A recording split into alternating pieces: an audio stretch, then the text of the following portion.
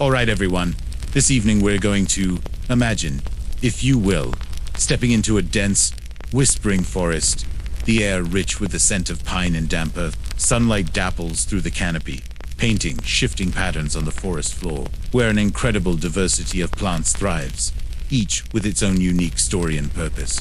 You're not just seeing trees and shrubs, you're observing a living pharmacy, a vast, intricate tapestry of healing potential, all understood and utilized by those who walked this land long before us.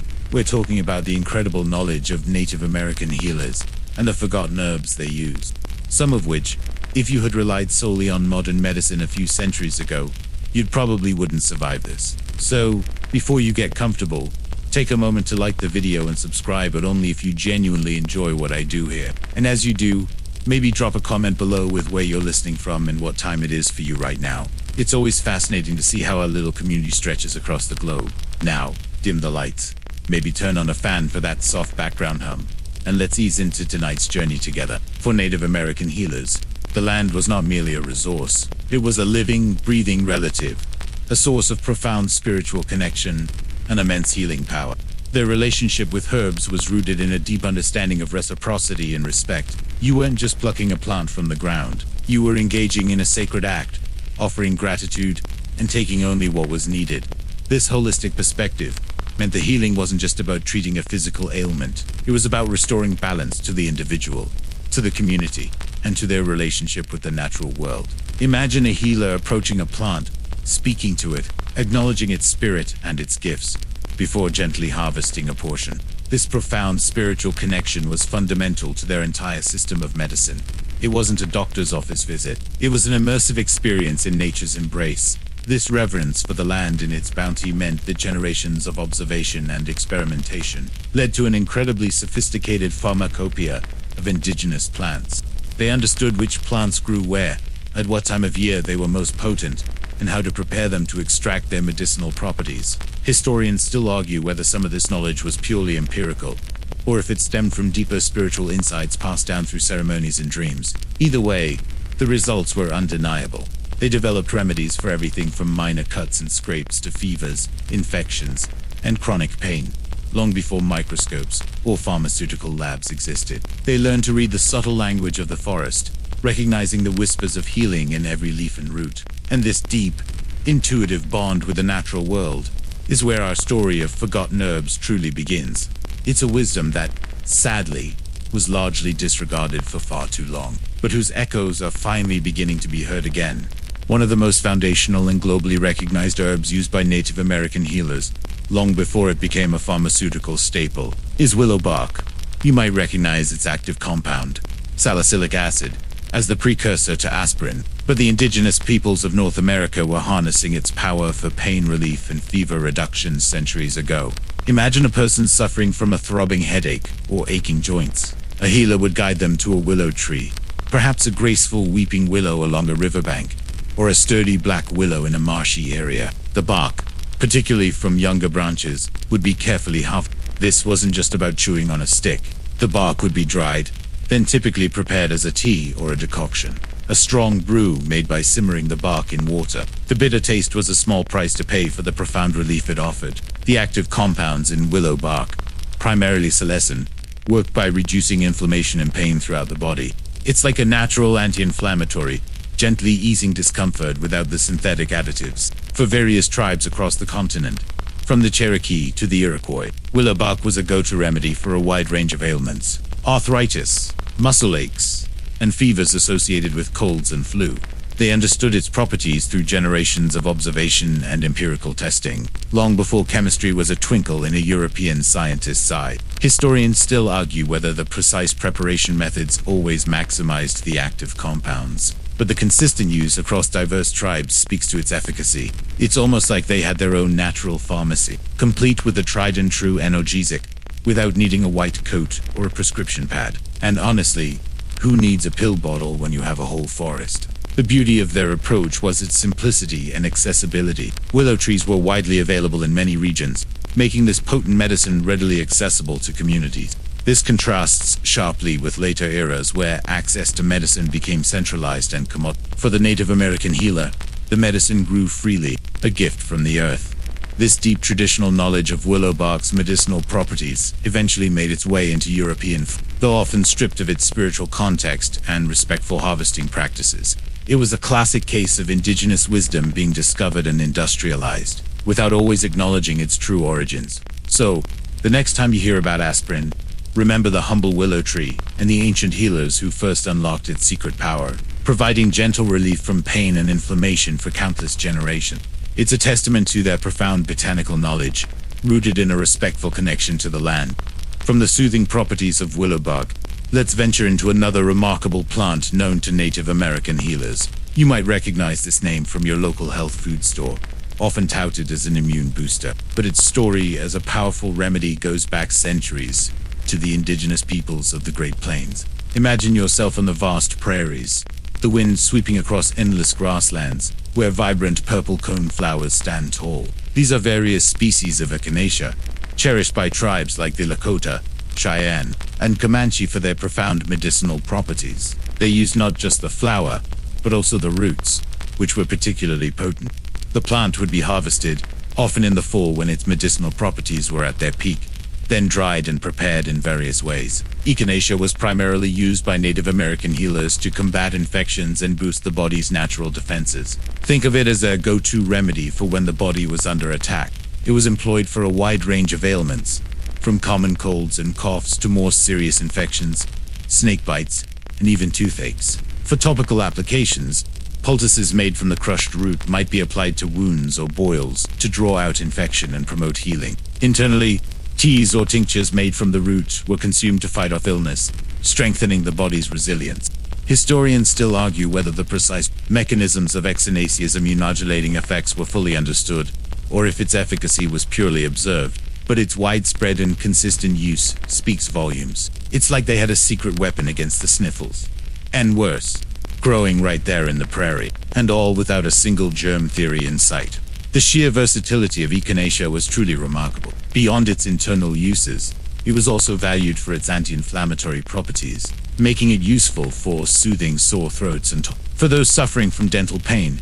A piece of the root might even be chewed to numb the area, offering temporary relief before other remedies could be applied.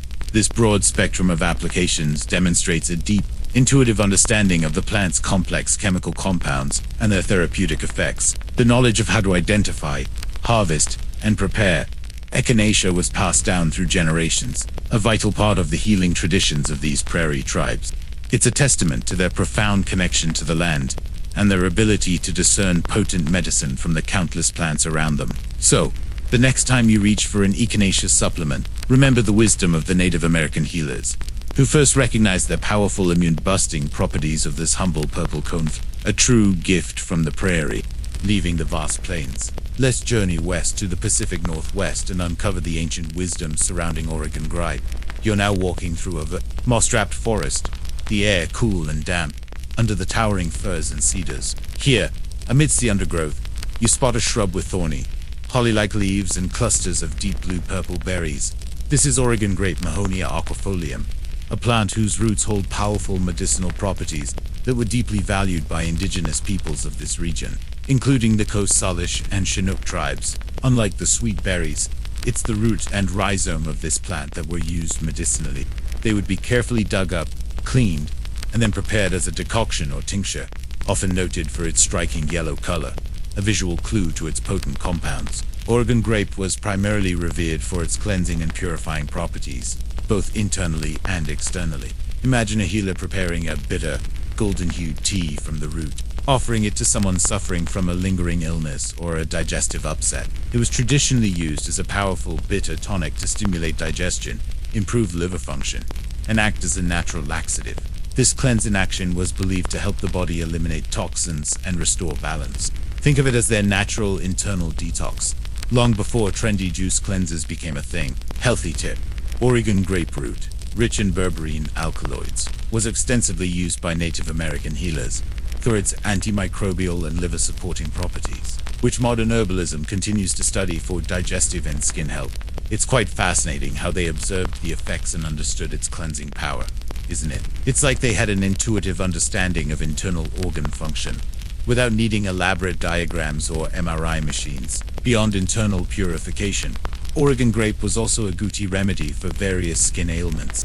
A decoction might be used as a wash or compressed for conditions like eczema, psoriasis, or acne, due to its antiseptic and anti-inflammatory properties. Its antimicrobial compounds, particularly berberine, were also recognized for their ability to fight infections. It was used for eye infections, sore throats, and even some internal bacterial issue.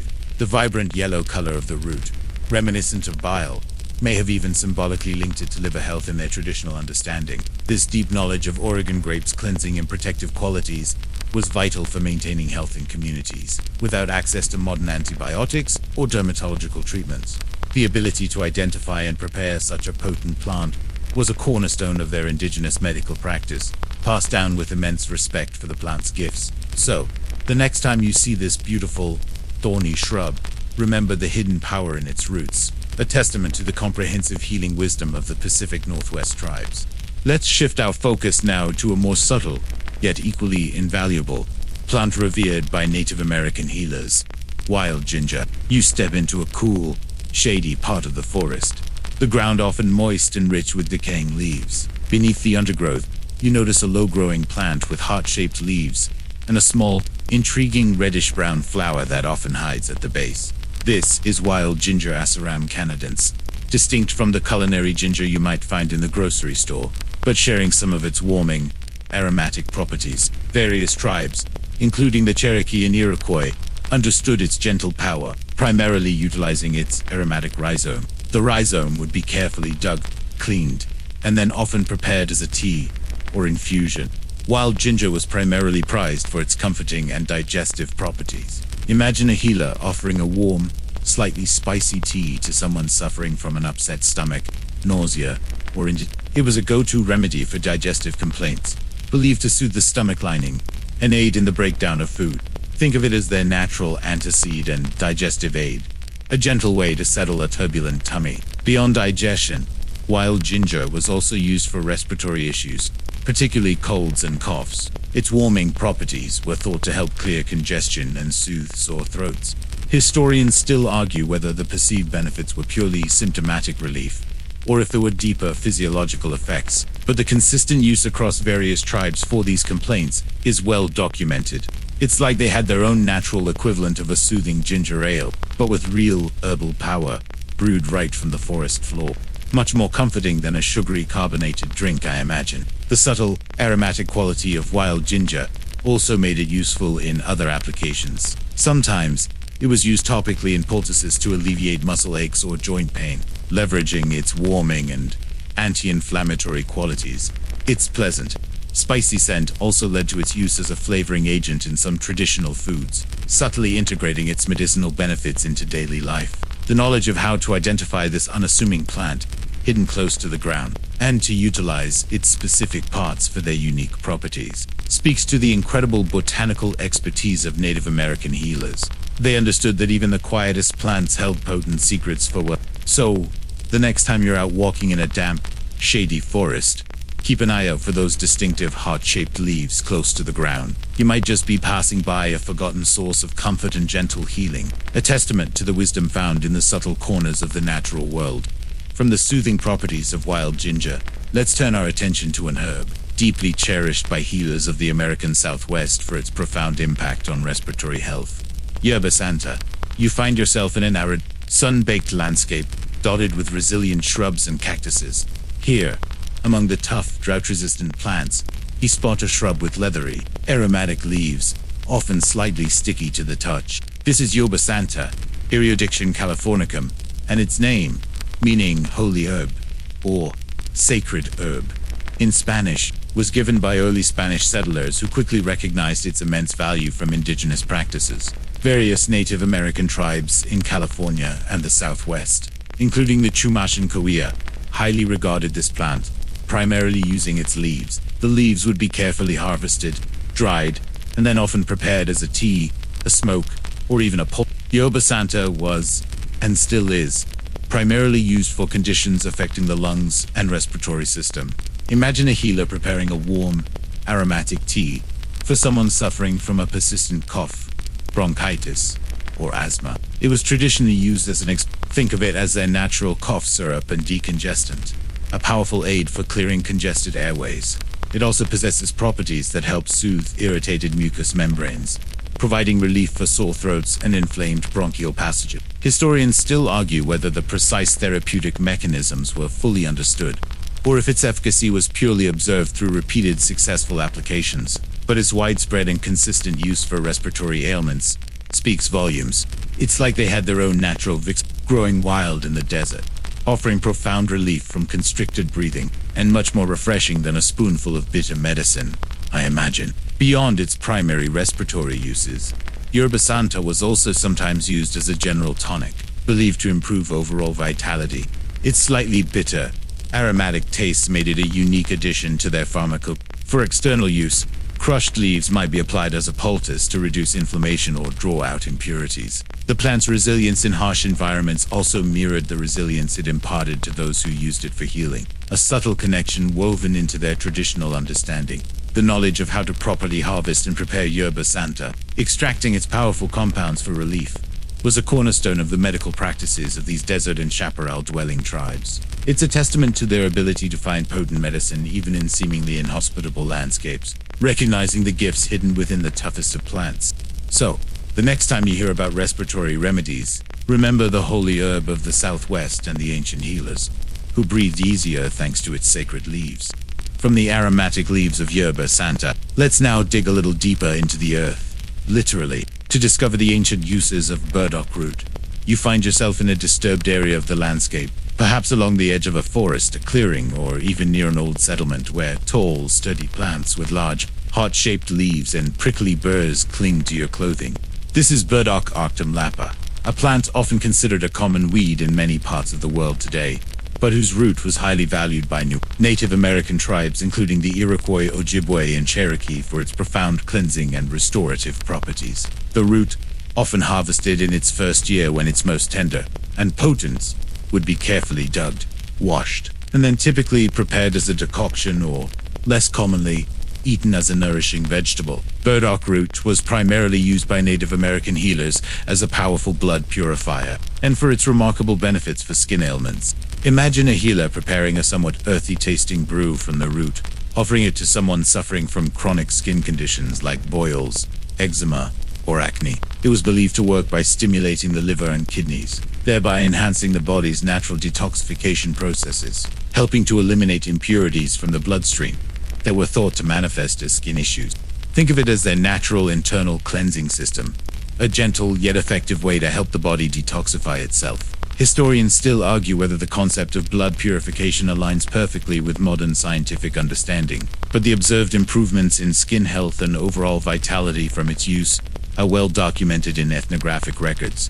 It's like they had a natural way to hit the reset button for your body's filter system, all from a plant many of us would just yank out of the ground. Goes to show, sometimes the treasures are hidden in plain sight, or in this case, firmly rooted in the earth. Beyond its detoxifying and skin healing properties, burdock root was also employed for digestive support, helping with sluggish digestion and acting as a mild diuretic. Its bitter compounds were thought to stimulate digestive secretions, promoting overall gut health. It was even occasionally used for fever reduction due to its diaphoretic properties, helping the body cool down naturally. The widespread knowledge of how to properly harvest this deep-diving root and transform it into potent medicine speaks volumes about the botanical expertise of these tribes. They understood that even the most common plants held complex chemistries capable of profound healing. So, the next time you encounter the sticky buzz of remember the hidden power within its root, a testament to the comprehensive healing wisdom that understood the connection between internal purity and outward health.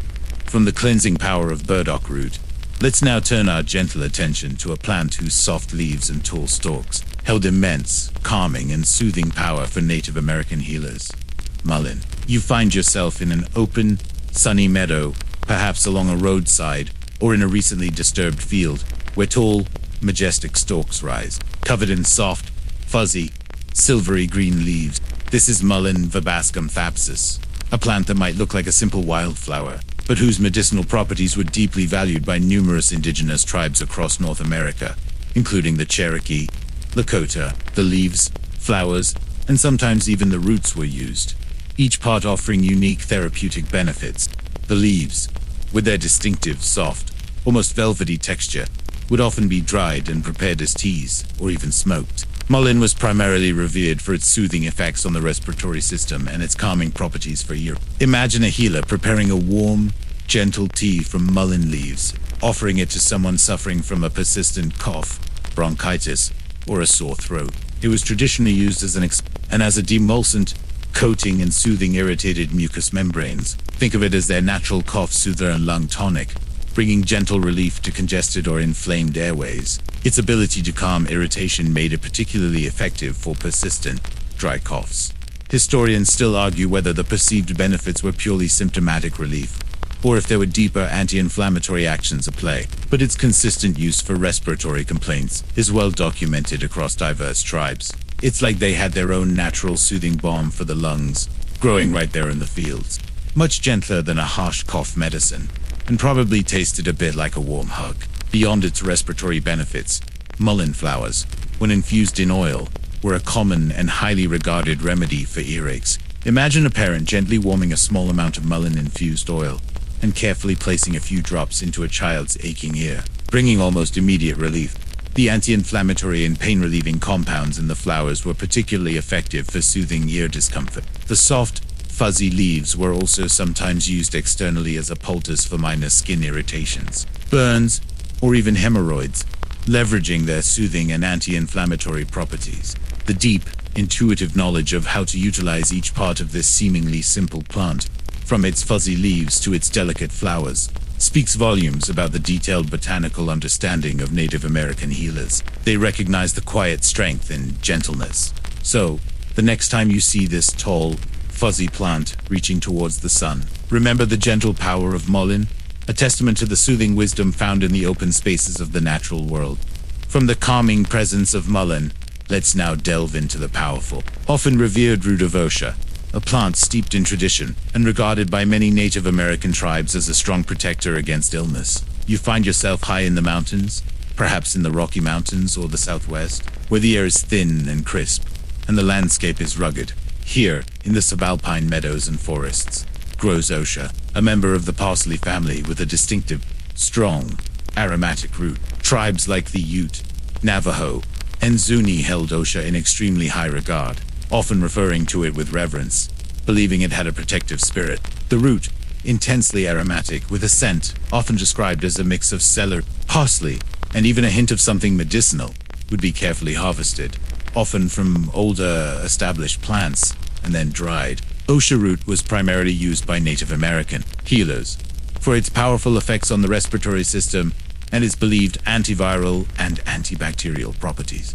Imagine a healer offering a small piece of the pungent Osha root to someone suffering from a severe cold, flu, or even pneumonia. It was traditionally used as a potent expectorant, helping to clear congested lungs, and as a bronchodilator, opening up airways to ease breathing. Think of it as their natural antibiotic and respiratory powerhouse, a robust defense against serious chest infections.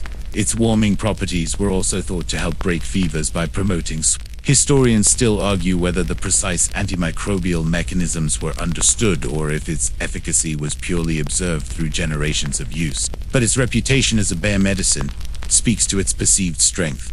It's like they had their own natural, mountain-grown equivalent of a heavy-duty cold and flu fighter right there in the wilderness, and probably a lot less likely to make you drowsy than modern alternatives, though perhaps a bit more intense in flavor. Beyond its internal uses, Osha root was also employed externally.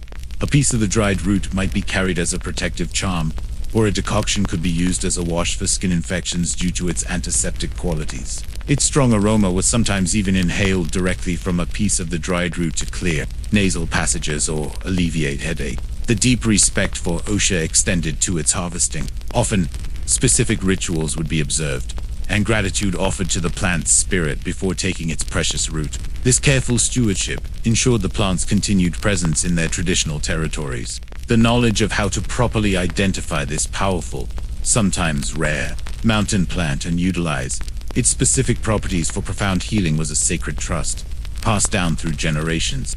So, the next time you hear about natural immune support, Remember the protective embrace of Osha root, a testament to the potent and respected healing wisdom found in the high places of the natural world.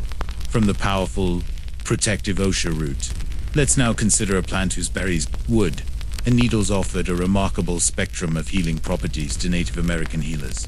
Juniper berry. You're now in a more diverse landscape, perhaps a rocky hillside or a dry, open forest, where sturdy, aromatic juniper trees or shrubs grow. Their evergreen needles sharp and their small bluish-black berries distinctive. Juniperus, particularly Juniperus communis, and other native species, was widely used by various tribes across North America, including the Navajo Hopi and many northeastern tribes, for its antiseptic, diuretic, and warming qualities. It was the versatile berry that was most often used medicinally, though the needles and wood also found applications.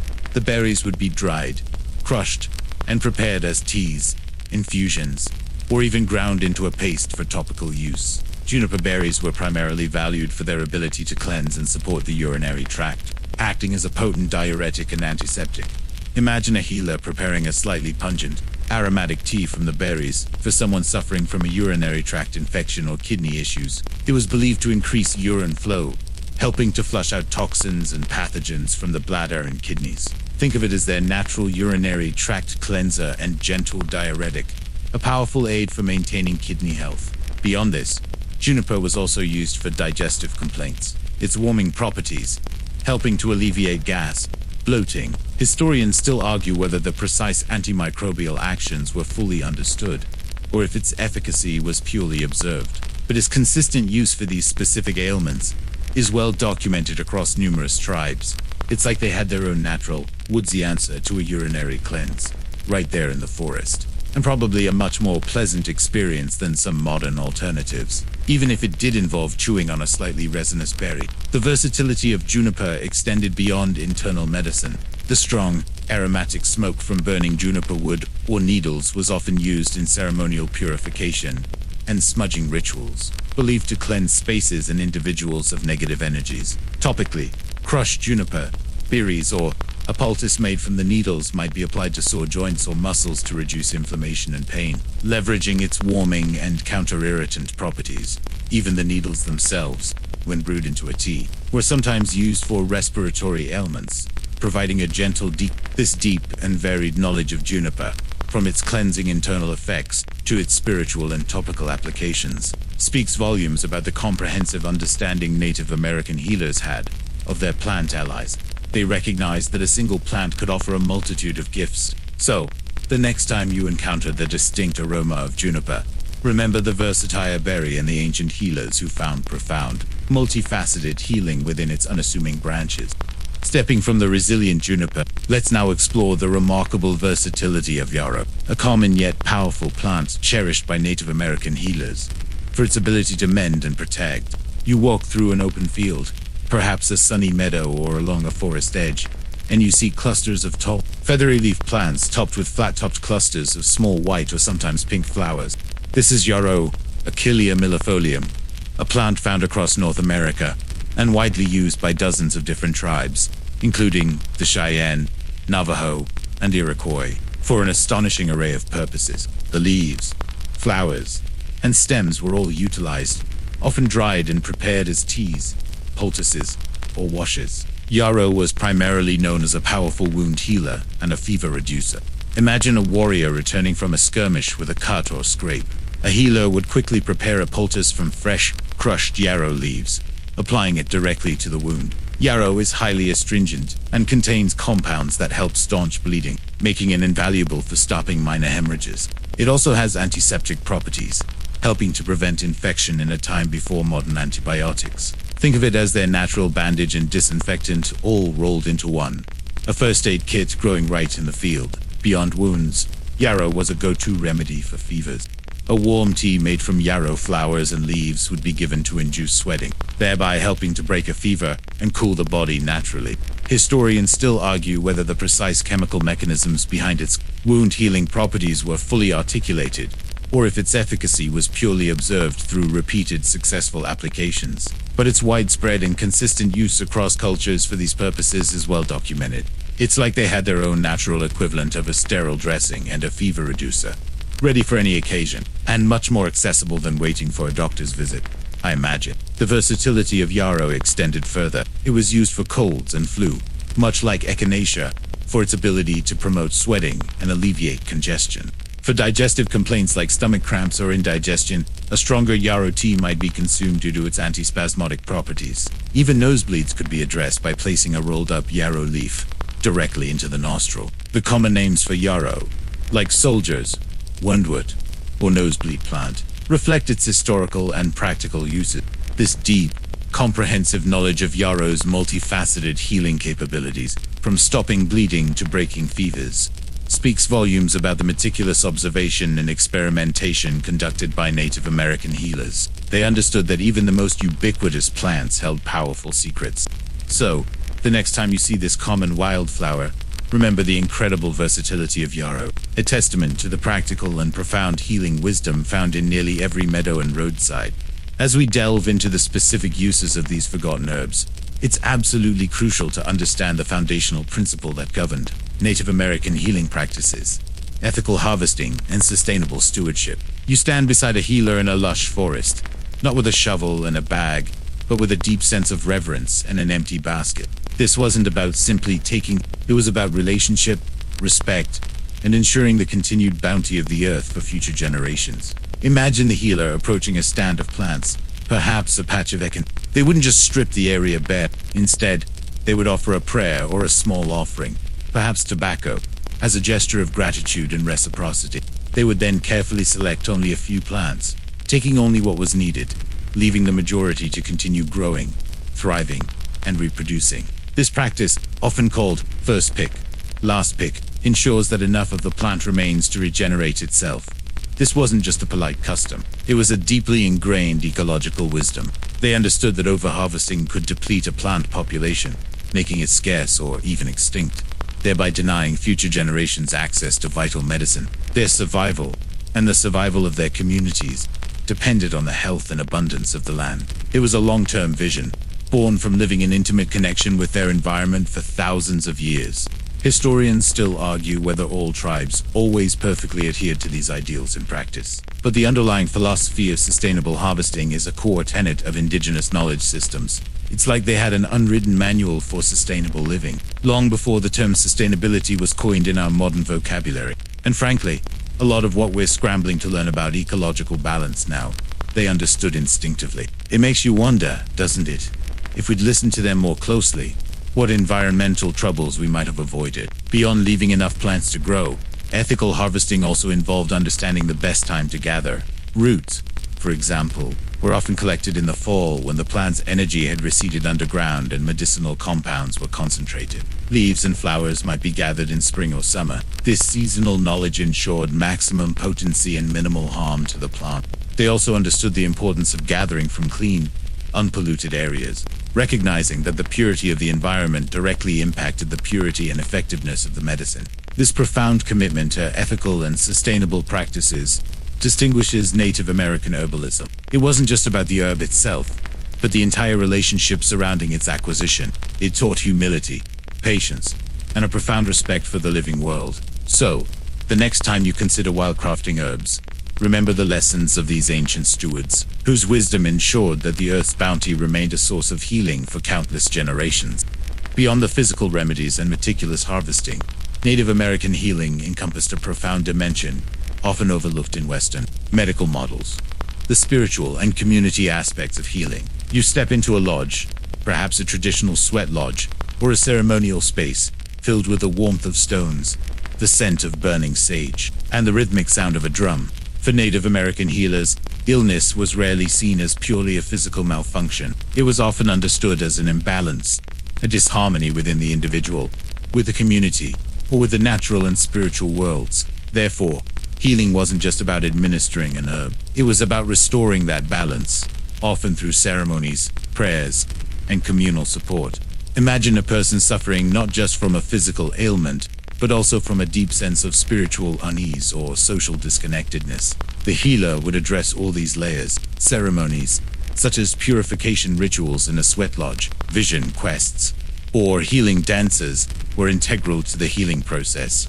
These practices often involve specific songs, prayers, and the use of sacred plants like sage, cedar, or sweetgrass, burned to purify the air and create a sacred atmosphere. The smoke, believed to carry prayers to the Creator, was a vital part of the spiritual cleansing. Think of it as a comprehensive therapy session for the soul, preparing the individual to receive the physical healing from the herbs. These rituals fostered a sense of hope, belief, and belonging, powerful components of recovery that are difficult to quantify with modern metrics.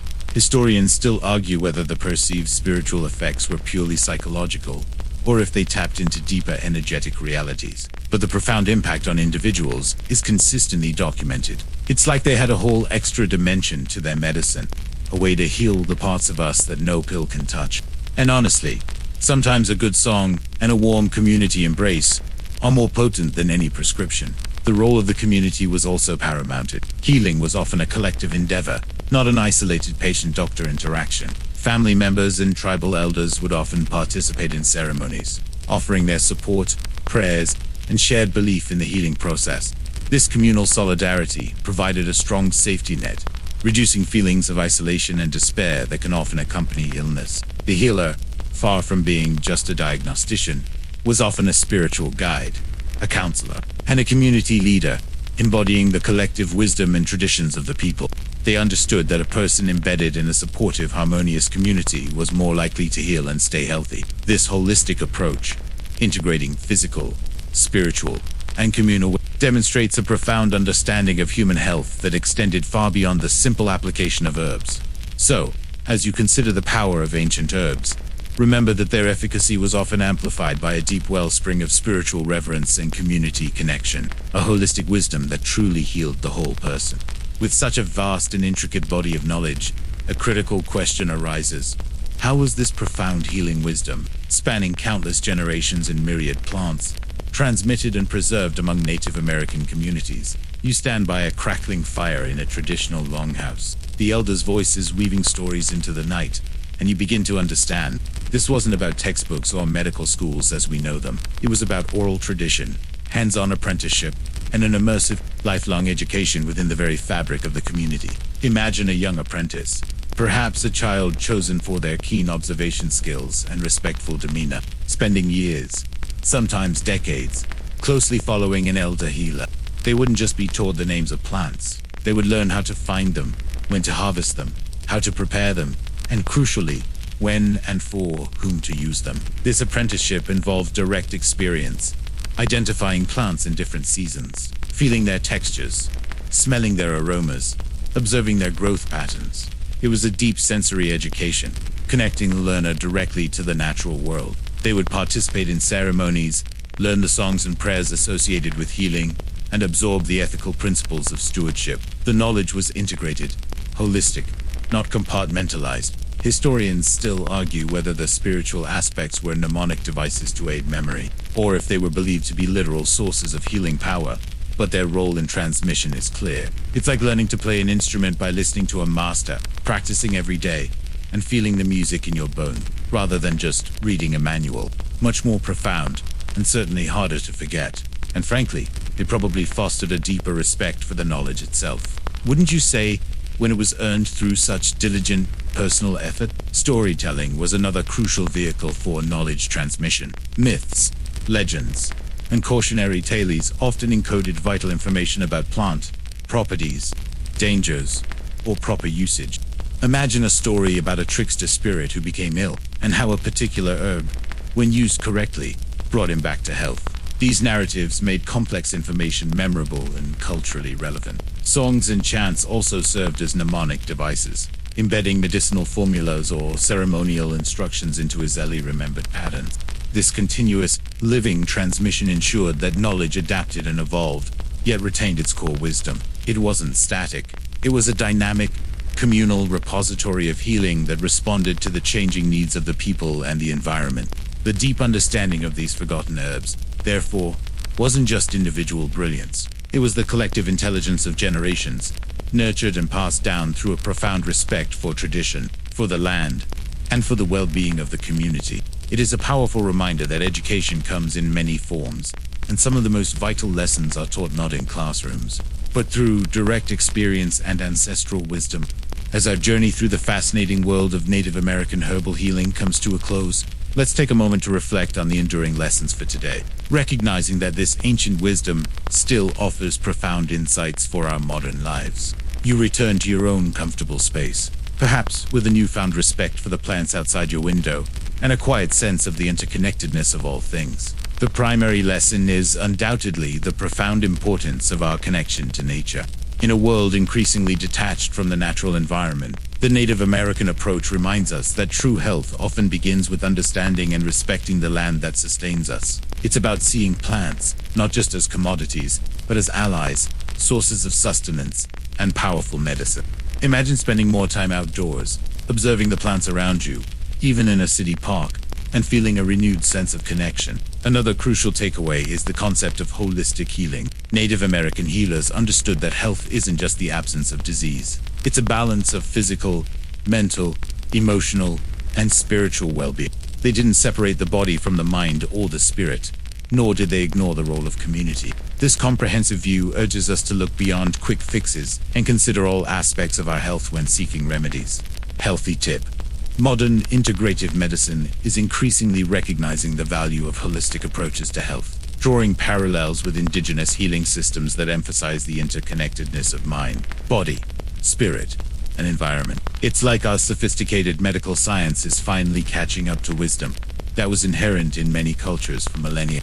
And sometimes, the most advanced solutions are actually the oldest ones, just wrapped up in a slightly different package. No need for a fancy MRI when your spirit needs mending.